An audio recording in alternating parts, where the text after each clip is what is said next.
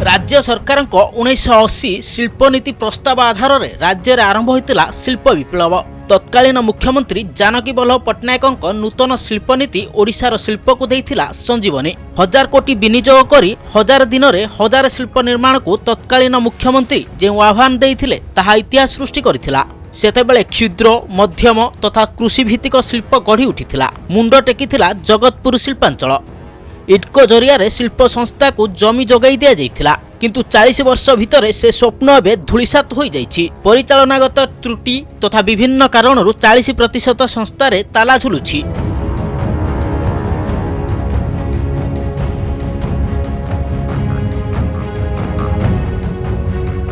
जगतपुर शिल्पांचल रे दिने 30,000 लोक कर्म नियुक्ति पाइथिले। एबे 3,000 लोकंक पाए भी काम करिवार सुजोग नाही। कस्पोर्ट ठारू आरंभ करी वनस्पति भली शिल्प रे ताला झुलुछि। शह शह शिल्प देवालिया हो जाइछि। शिल्प संस्था को ऋण देइथिबा बैंक टंका पाउनी कि इटको ता जमी फेरी पाउनी। शताधिक शिल्प संस्था मामलार छंदी होई रहिछंती। इटकोर स्थानीय अधिकारीक मतरे एठारे प्राय 500 शिल्प संस्था रहिछि। सेठी मध्यरु शतकड़ा 40% आउट चली पारुनी। सबुठु गुरुत्वपूर्ण कथा जगतपुर रे एबे चलीथिबा शिल्प संस्था रे कोन उत्पादन हेउछि से संपर्कित कोनोसी नाम फलक भी लगा जाई नाही।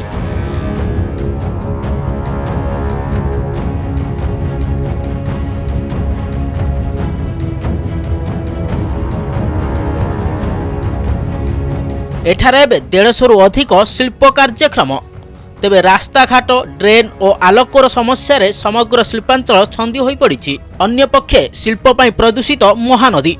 जगतपुर शिल्पांचल बाहरुथिबा वर्ज्यवस्तु निष्कासन पई कोनोसी सुविधा नाही। फल प्रतिदिन कूढ़ कूढ़ आवर्जना सीधा सड़क जाई महानदी रे पड़ुछि। इटको पक्षरु वर्ज्यवस्तु परिचालना व्यवस्था करा न गले महानदी जल जीवा उपरे एहा प्रभाव पकाइबो। तेबे राज्य प्रदूषण बोर्ड मध्य ए दिगरे नीरव रहिछि।